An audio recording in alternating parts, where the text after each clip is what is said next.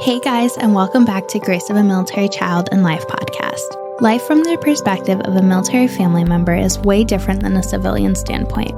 Military children and family members give up their hopes and dreams to be able to stand by and support their service member, and it isn't an easy lifestyle for anyone to live. I hope that this podcast is able to help connect the military community and give others just a glimpse into what the military life is like from the perspective of spouses and children. Hi everyone, welcome back to Grace of a Military Child and Life. Today I'm here with Kim and Ryan. So Kim and Ryan, welcome to the podcast. How are you? Good. Thank you for having us. How are you? Yes, of course. I'm doing great. Thank you for being here. So tell me a little bit about yourselves and, your relation to the military life. Well, thank you for the cue. So I'm Ryan.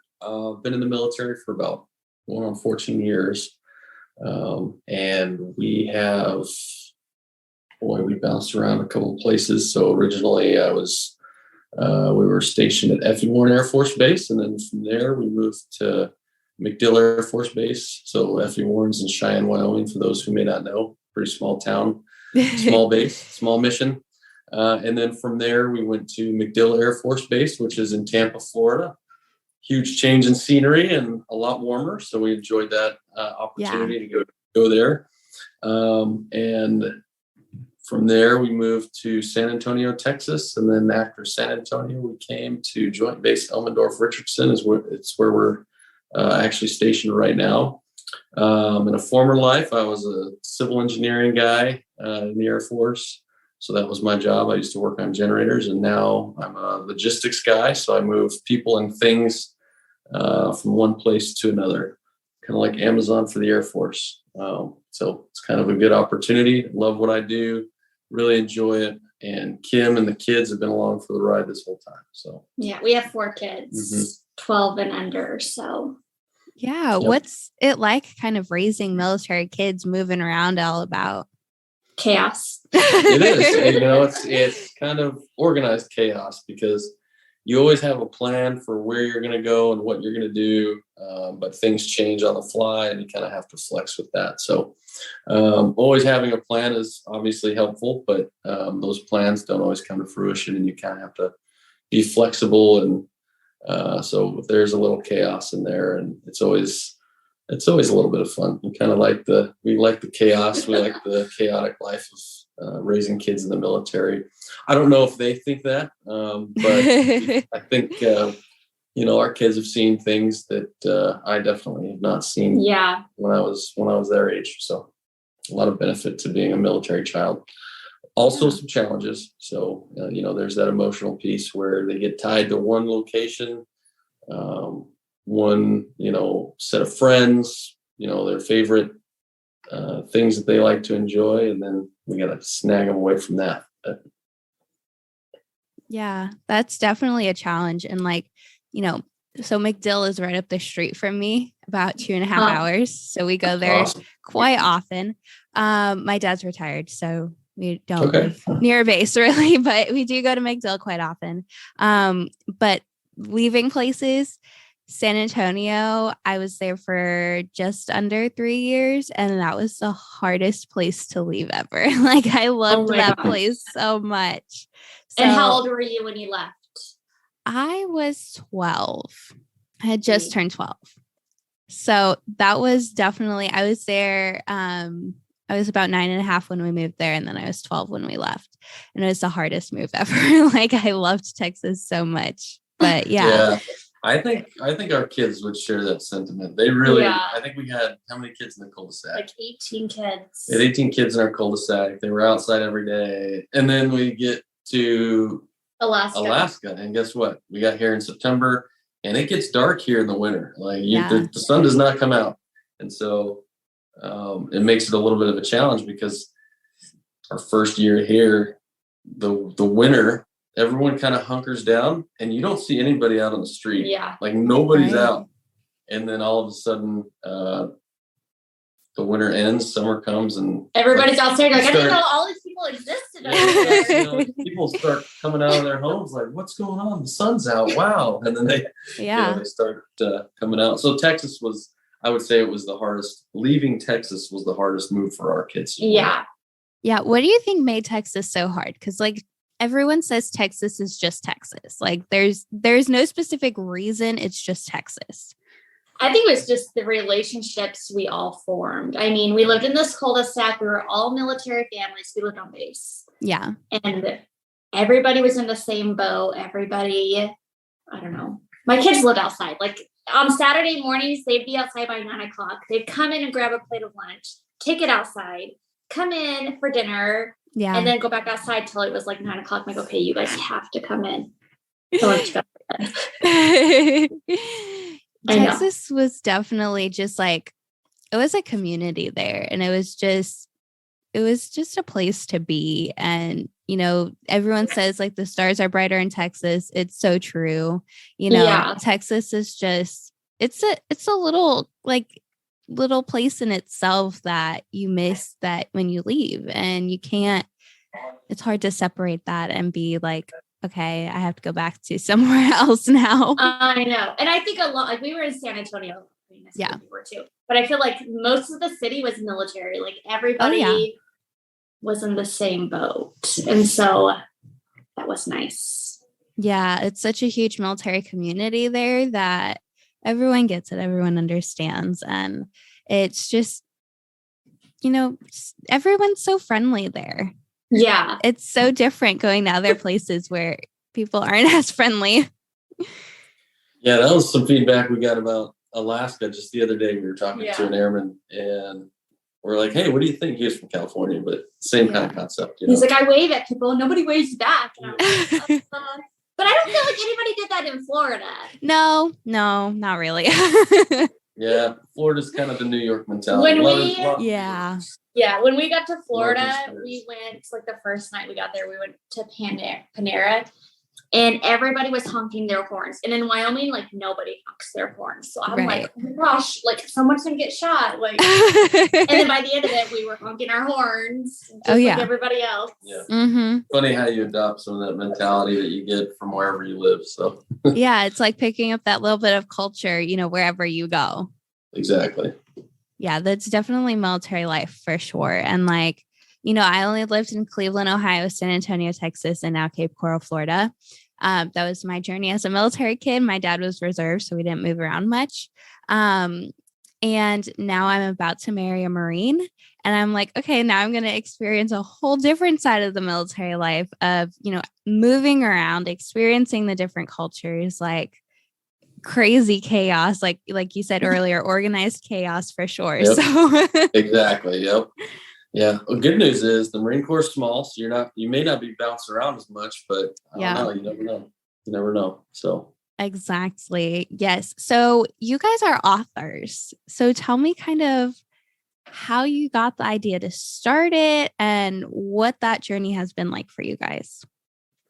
Well, so the book that we wrote is all about PCSing. So we're an active duty family, so we move around somewhat regularly, not as often as some, but we have moved around a few times, and our kids kind of felt the impact of that. And going back to what we had talked about with Texas, you know, we had 18 kids in the cul-de-sac. We had all of the things that the kids really enjoyed doing, parks nearby, all the things that they enjoyed. That was kind of the inspiration of the book. It's just a very short story, so not a long kind of poetic story. And then on the back of the book, there's actually some activity pages. And so our youngest son, who, what's that? He doesn't really do that. But we did like places you, like the addresses so you can keep track of all your addresses. And then like your best friends you made along the way. Sorry. And then we mostly did this page for our youngest boy. Gosh, this thing is we're so computer illiterate sometimes.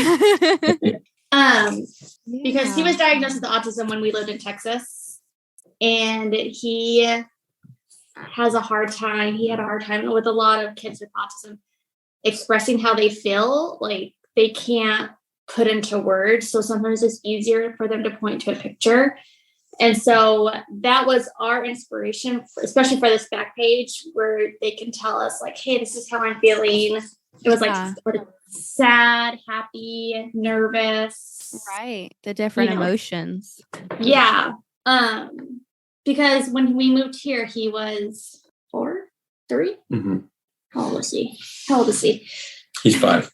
He was 3 or 4. He's 3. Well, he had his birthday when we were like, I don't know. He was 3 or 4. I don't know. Somewhere around there. And so he had like his talking skills were not great then. And so he had a hard time telling us how he felt. Yeah. So I think that's the case for all kids, not just children with autism. I think all kids at some point in their lives have difficulty expressing how they feel, especially when they're overcome by emotions.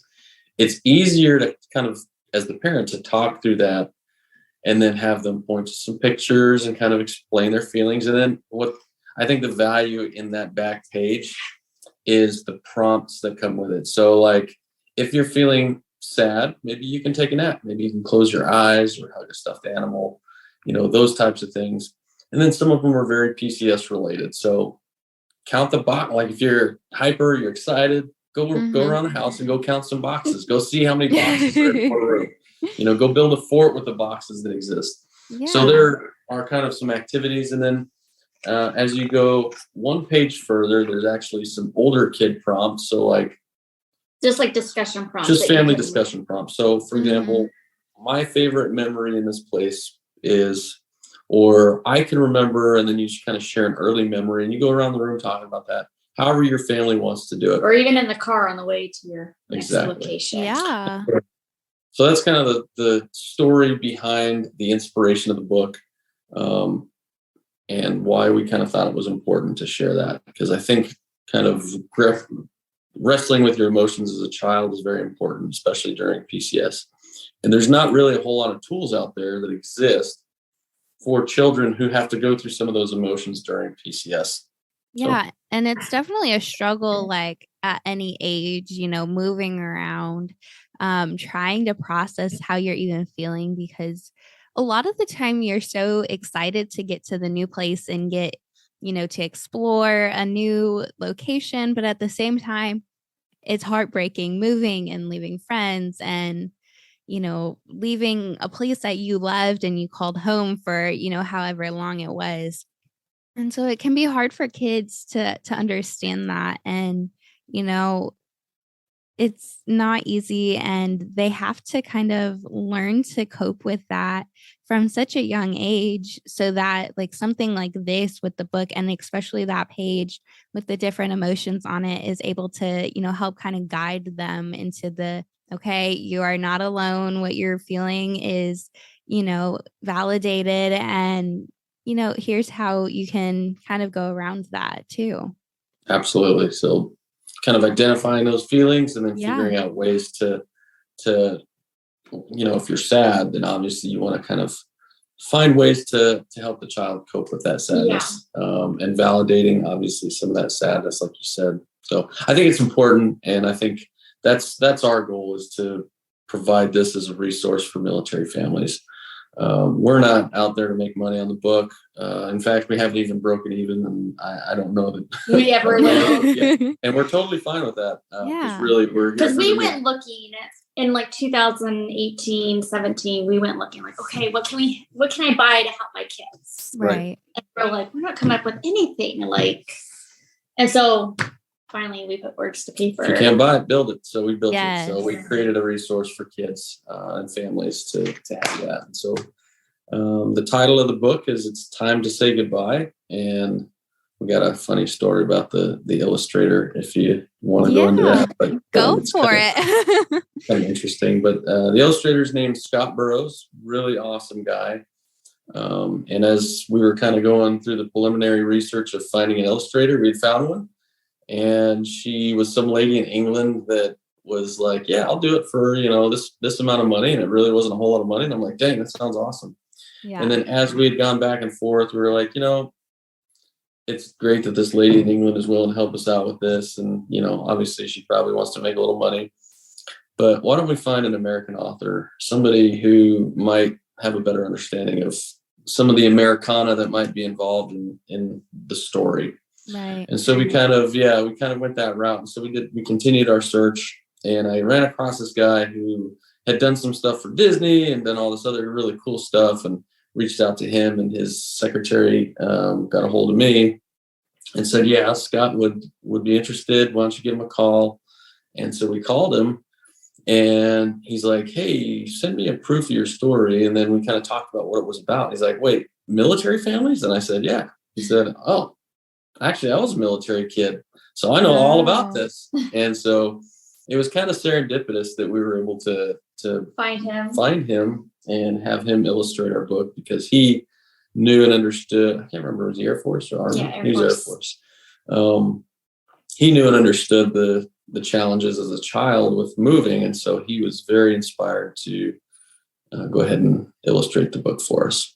So just gave him the parameters and gave him that creative freedom to go ahead and go with it. He did. So he did an awesome job. Yeah, that's awesome. And like military families, help other military families, They do, yep. And that's the beauty of military life is, you have a community wherever you go, even if you move to a new place and are in the middle of nowhere and nobody, there's another military family there who's ready to help you. And that's the beauty of it. Exactly. Like we always talk about like, oh, when I retire, when he retires, I'm like, I don't know if I want to give it up. I don't know.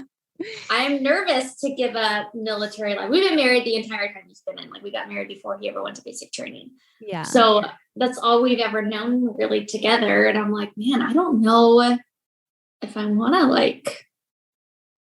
have him retire. You know what I mean? When the time comes, I'm like, I don't know if I want to settle down. What are we going to do? How can we live in the same house for 20 years? Like, that's just mind blowing to me. People do. That's funny because she moved a little bit as a kid as well. So her dad was in the Department of Corrections. And so they kind of moved around the state. So she's not used to settling and growing roots anyways. But for me, I grew up in the same house for like 15 years and didn't move. I knew all my friends. So for me, that was he never left the county. Yeah. So moving for me was a foreign concept. And then I joined the military, and we do really, really enjoy the opportunity to kind of, rewrite your story for every few years and get to kind of start from scratch.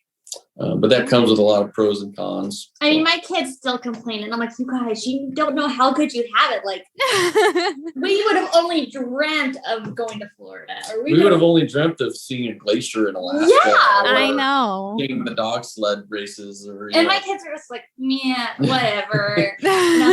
Oh my gosh. You never went on vacation at all growing up. I mean, we went to Disneyland a couple times growing up, and that was it. Like, we didn't travel. So I'm like, my gosh, my kids have stayed in more hotels than I ever have. They're like, are we staying in a hotel? And I'm like, yeah. And they're like, oh, I can't wait. I don't know what the thrill is of staying in a hotel for them, but it gets tiring after a while. Yeah. But for them, it's the journey, not necessarily the destination. So they like the journey. So it was, how many days was it PCSing from Texas to here? 13 days. 13 days in a car, in a minivan. All together. It was awful. We all have PCS stories. So, I mean, driving from Cheyenne, Wyoming to Florida was an adventure because we had one of our kids was teething really bad. Oh if you know anything about kids, teething causes some bowel issues as well. So he was having some really bad. We were pulling over issues. Like every 30 minutes. Yeah, I was grumpy by the end of that, but makes the drive even longer. Yeah, exactly. So it's always fun to hear PCS stories, but that's why we love the military community, because we all, like Kim said earlier, we all kind of go through the same thing. We all go through this similar journey, but different situations individually. And so it's fun to kind of hear some of those stories and see, what everybody has experienced. But this book has kind of brought us together a little more with the military community as we've kind of gone out and made connections with people we haven't yet. Mm-hmm. So yeah, of course. So I always like to wrap things up by asking about what piece of advice would you give to another military family, another spouse, another service member, another child? What would you say? Well, I think we kind of talk about this. I would say don't have expectations for how your children should react to a situation. So if you're going to drop a PCS on them, I would expect some emotions to go with it. So there's going to be highs and lows. I would say for the emotional piece, right, leading up to the PCS, everyone's excited. Hey, we're moving, guys. But then with that, as time gets closer, everybody, the feelings start coming in. I'm mad. I'm sad. Have an understanding that your kiddos are going to probably have some struggles along the way, especially because you're not in the same situation as them. So having a little of that empathy with their situation is really important, and having those discussions with them as a family. We believe strong families are the core to, a good, I guess, military career. So regardless if you're in for 3 years or if you're staying in for 20, a strong family bond is absolutely critical. So making sure that you have those discussions and those hard conversations just as much as the fun conversations. Yeah, anything else? Of course. No, I don't think so. Okay. Let them help plan everything. I mean, get them involved as much as you can, because if you just make all the decisions for them, they're not going to be invested into it. So if you let them help plan your PCS, like, okay, you're in the car for so many days. You can't just sit in the car every day, all day long. You need to take them to go do things. So say, like, okay, we're going to hit up this city, this city, this city. What do you want to see? Right. And what's one thing you want to do when you get there? Like, what can we do? Like week 1, we get to the new location. Because some people have to fly. So if you're flying to a new country or whatever, like, hey guys, we're going to Germany. What's one thing you want to see as soon as we get there? Once we actually get settled, what do you want to do? Talking about those things. So I think just keeping them involved and letting them kind of help make some decisions.